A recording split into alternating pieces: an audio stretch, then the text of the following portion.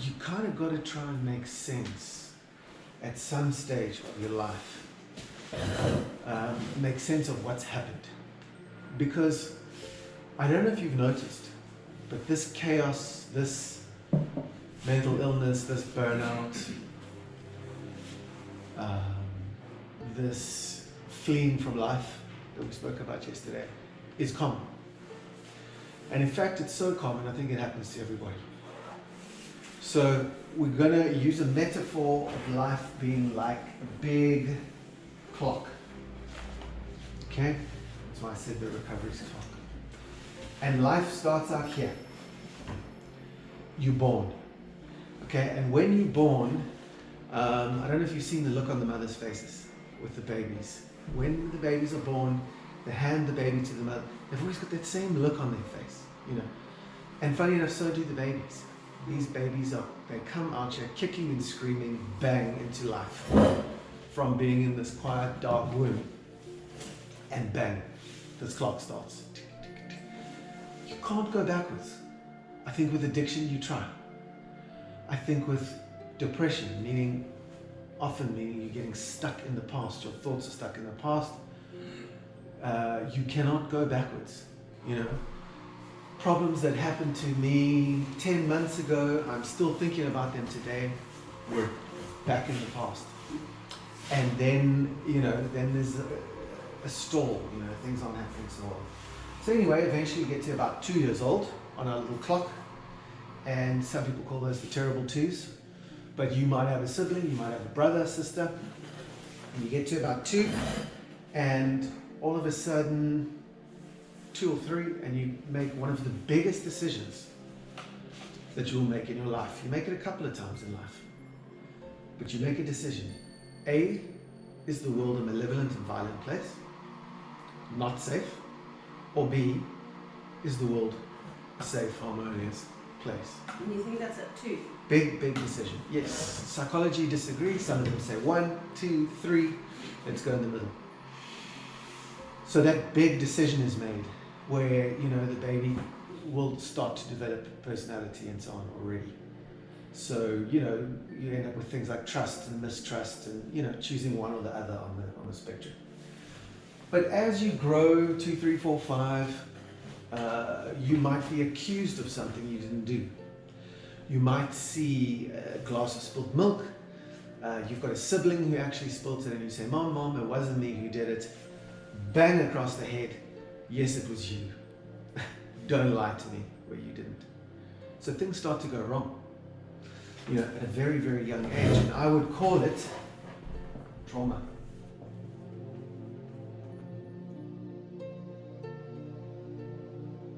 You walk over to the sibling, Dad's just come home from work. Dad, listen to what I've got to say. Don't bother me now. Rejection. Okay? A big deal to the kid. Alright? Psychologically speaking. You know, then we grow a little bit more. I mean, we get to about 12 years of age. We're sort of at 3 o'clock on the representation of the clock. And puberty comes. Your body starts changing. As you start getting used to it, your body starts changing. You become gawky. And from say 12 to say 18, which we're representing over here, more or less, you become very, very aware of your body. And that's where the example of your ears are too big. Your legs are too short. You've got small boobs, whatever it's going to be, start to really affect these people at school. And we've all seen how cruel people at school can be. And the first thing they rip into, talking about projection, the first thing they rip into is your looks, your body. Yeah. You've got ginger hair, whatever it's going to be, you know, it's just going to be, that's how they insult each other. So the teens, very difficult age. And what happens is, you know, you might not be winning all the races at school, very competitive. We're taught to be competitive. We're taught these are the top 5 people in my class. These are the 5 cleverest. These are the jocks. These are the guys that win the races. These are the guys on the A team. You might be on the D team of school, and slowly this really starts to let's put it this way, add up. And you become split in a way. So inside you may have, you know, feelings of shame. I don't measure up, you know. I'm not good looking. I'm not part of the in crowd. You know, I don't fare well when we compete. I'm always coming last, no matter what it is. And those things, we don't go up to people and say, hi, how are you? And when they say that to us, we answer, well, I'm pretty shitty. I'm going through some conflict. I can't win at anything. I feel completely, you know, inferior to my brothers and so on. We're all on the football team. And we develop a nice, sunshiny outside. How are you? I'm fine. I'm great. We taught that that's what people want to hear. We taught that parents want to see you winning. Not dealing with stuff like this. Teachers the same. Pull yourself towards yourself is one of the strange things that they say. Get yourself together. You know, why can't you just be like your brother? All of that stuff comes, and we at least develop what I would call here is an ego, which is a container to contain these two sides of you. Inside, you might have, as I said, that shame of not measuring up, whereas outside you are showing your competitive spirit, whatever it might be. Looking for someone yourself to attack. You might become a bully during that stage, whatever it's going to be. So you develop ego defense mechanisms, and we can call that a wall. We've got an example down here in town, and we call him Stinky Pete, and he's passed away. And Pete had a face that was permanently set in a scowl. You know, and his face didn't just get like that. He was mean.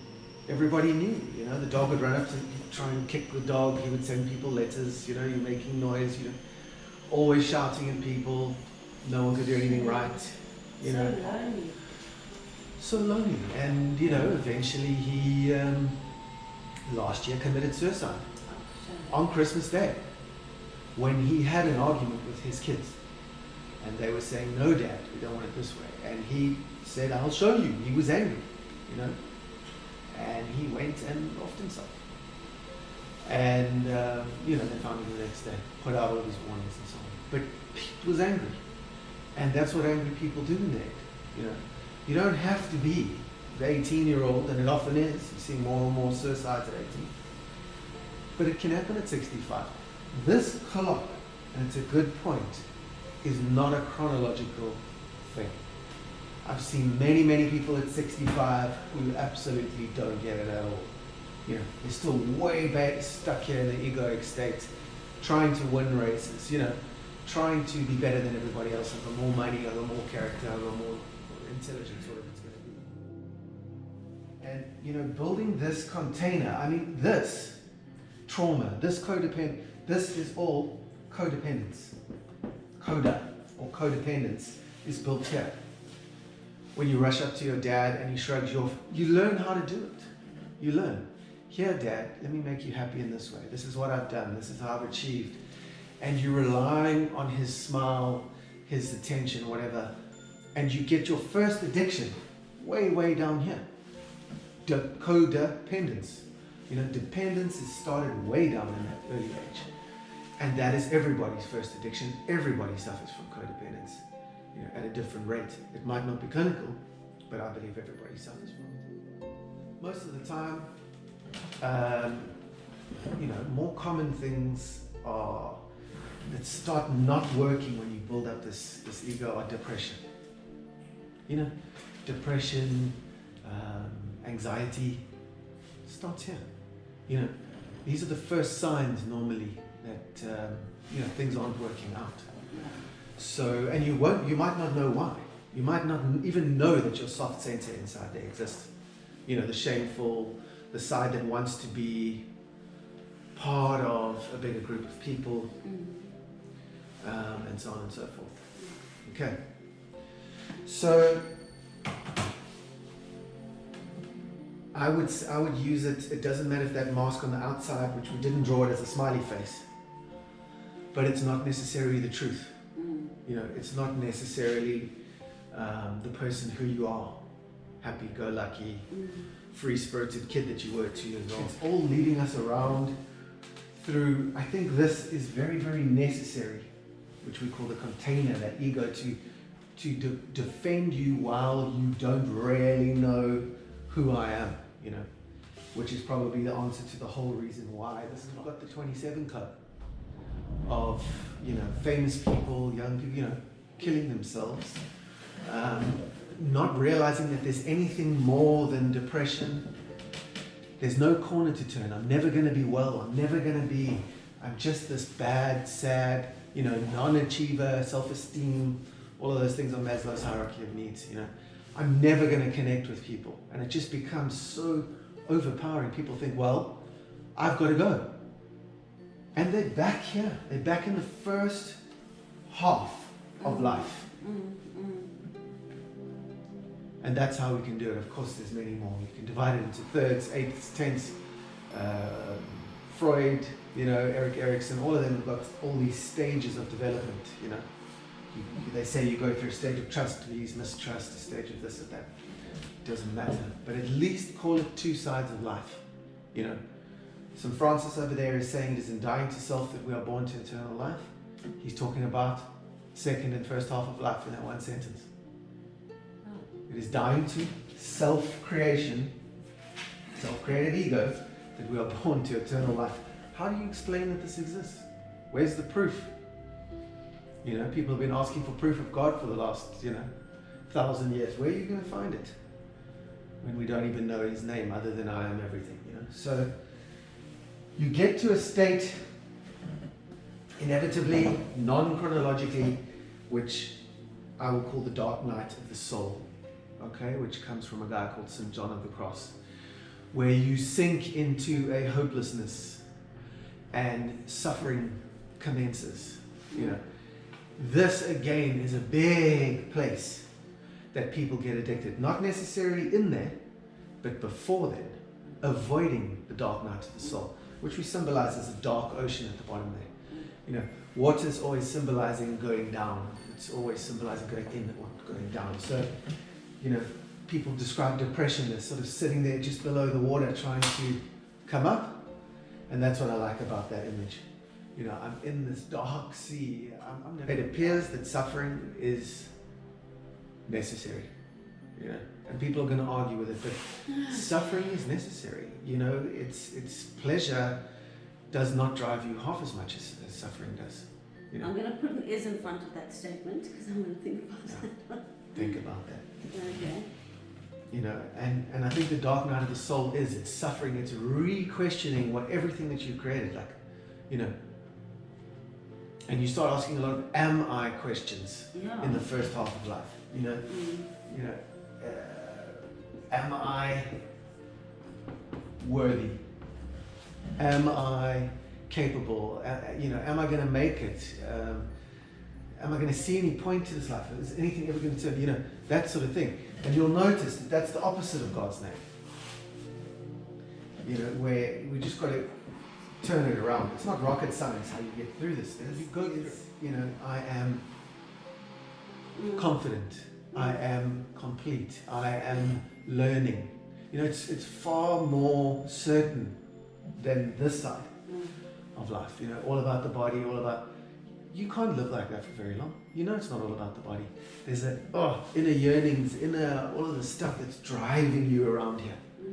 You know, I'm happy with the way I am in the first half of life. I'm here to make money, crush you if you get in my way.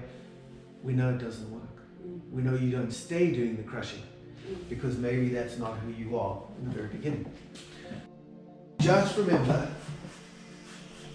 that this thing is not chronological. Yeah. We can look at stories where we hear the nurses saying there's 6-year-olds in the cancer wards that go, oh, no, don't worry, I've got it now, you know, before they die and pass on. And of course that's happening at the last 6 seconds of many people's lives, the last few days, whatever it's going to be. You know, a lot of these nurses have actually said the fight that goes on and the suffering that goes on at the end of life is always with people who've got a shitload of stuff to let go. And they fight and they fight and eventually there's some peace.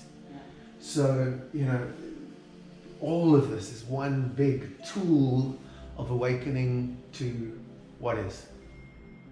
Awakening to back to value, back to core, back to self. Putting I am, the known and the unknown together. All of it, you know. At the end, you know, will be very much, this is a spiritual. That would call that, and for many people spiritual just means looking inward. It doesn't have to be a religion or anything like that. It's very, very spiritual. Here, of course, very emotional. This, you know, you start going into the psychology, you know, and here, in the very beginning with the teens and so on, it's very physical.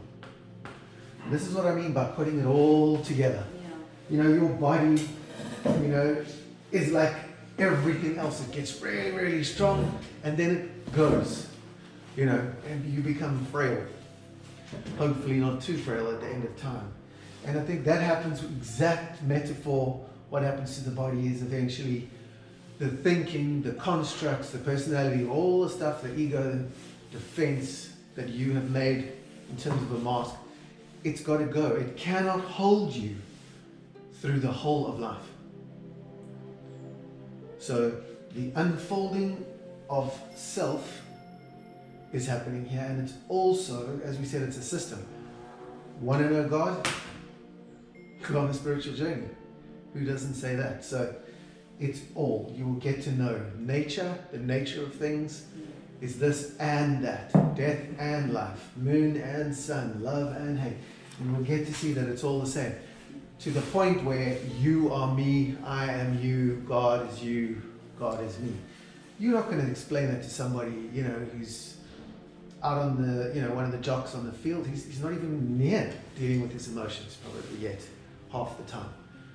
Some of them are, but most of the time, and especially men, you know, men used to have an initiation at around 18 or so, you know, 12, 15, 8, whatever it's going to be in the different religions and faiths and cultures.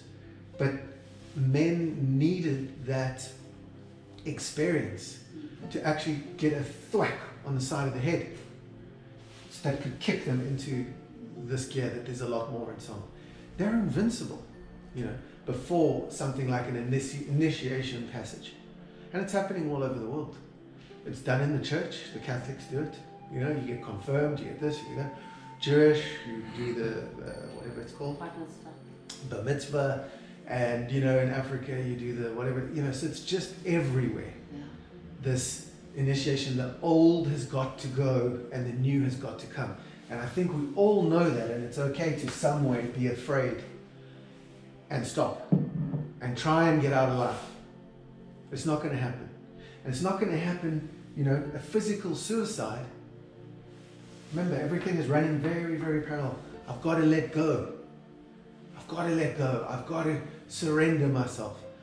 Is a point of suicide, but you don't kill the body. You don't kill the body. That's the mistake. You know, you kill the old. And you do it through being born, as he says, to eternal life. By changing what you've made. So, you know, hatred for joy, stuff like that. So despair for hope. You become all of those things. Despair becoming hope. So that's what's got to go, is the despair, is hanging on. Why is there despair? Is one of the first things you will work on in with a psychologist, for argument's sake. You'll go back to the trauma. Yeah. You'll see that you're living and you haven't got over what happened at 6, and you're 36, and you've got to let that stuff go. That is probably what the suicide is supposed to represent. And we've got to somehow stop these people committing suicide. I've done my share. We've got to spread the word that there's more, that there is a corner. And, I mean, Wayne Dyer did it in his movie called The Shift. Yeah. This is what he's talking about, you know, shifting out of ego consciousness. I'll tell you what the 12th step of the whole 12 steps is. The whole thing is what I've said before. Ego deflation at depth. is what Bill W. and Carl Jung used to call that entire program of all the words in it, ego deflation at depth. All of it is the same as this. The same thing. Here you're going to learn, oh dear, it's not about me. All you do here is defend me. When someone insults, I'm defended. When someone insults me now, I realize there's something wrong. How can I help? Shane, you look so angry, Pete. What can we do? But it takes a lifetime of suffering for all the births and deaths and so on. The births and deaths that happen in life often are happening out here. You know, the guy who's getting it is normally, you know, whatever age, 35, 40, hopefully as young as possible when you get it. You should be getting it down here. Hopefully even. So keeping a natural progression has become a big problem. Already here we're chasing ego. We are taught to chase the wrong thing. So you might have this reflecting as just an inner thing saying, oh, I'm putting my ladder against the wrong wall. Oh shit. Who do you tell that to? Who can you tell that to? Nobody. So it becomes its own lie, as William Blake said. You know, while your soul sleeps in beams of light, what you see with the eye in the physical, you know, it's a very different thing. So here, the softening of people. This is a hardening, your hard container. The first half of life. The second part is generally should be a softening, an opening of the heart, an opening of, you know, arms, compassion, all of these big things. People die, family, mothers, fathers, sisters, brothers. Then you realize, why did I not speak to them for 10 years? But you only get it when it happens. And then you want to fly 1,000 miles to the funeral when it's too late. Why didn't I speak to my sister? It's a big question for finding. And everybody's doing it. It's almost as if they know, but you can't tell them. She must come to me, says the ego. They better. I've been wrong. When you come all the way through here and you give it all back, it doesn't even matter. It doesn't even matter. Okay? Everything is two halves in closing. Old Testament, New Testament. Old Testament seems about fire and brimstone and is almost like the 2-year-old saying, is the world malevolent and violent? You're going to be judged and so on. How can God be judging this process that He's created here, where He knows first the fall and then the recovery from the fall, as Lady Julian of Norwich said.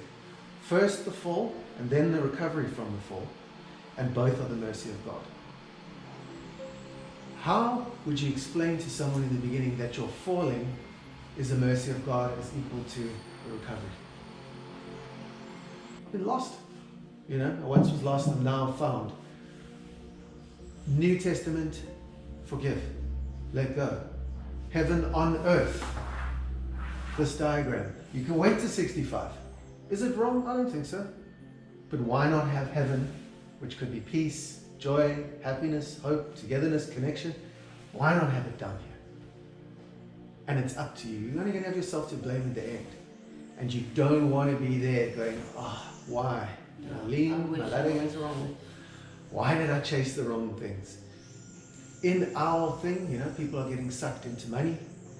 We're the most comfortable. It's a bit of repetition, but it's very, very good to know. The most comfortable generation that's ever lived. The most technologically advanced generation that has ever lived. We've got light inside our rooms. You know, we've got water on hand, you know, little tap, toilets inside, and so on it goes. You can choose whatever fruit you want from around the world, and it's in the grocery store. But we are suffering more than ever.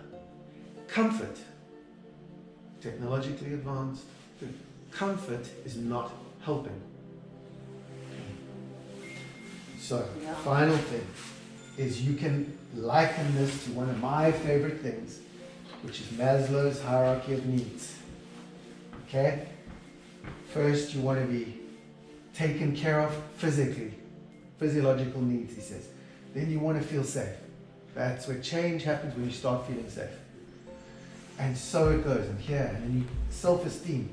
It's down here. And so you build your psychology and your emotional side. And you go up to the very top, which Maslow called meta-physical needs. Meta means beyond, above the physical. So, transcendence, or enlightenment, or dying to self, whatever you want to call it, or recovery, you know, is meta, going above the self. Okay. That's what the work we're doing here. Go above yourself. So, small m, ego, and out here is a big M, who is knowing, happy with the unknown, understands the value of togetherness, understands the value of peace, tranquility. If I don't have it, I'm going back into suffering. Okay. This is recovery. Okay. This is real recovery. All-encompassing recovery. You bring your whole self, not your mind, not your psychology that was making you a container. It was great, but it's got to go. You lose your mind at least once. Lose your mind and create a new one. Okay? Everybody here must die at least once while they're still alive. Adds to the self.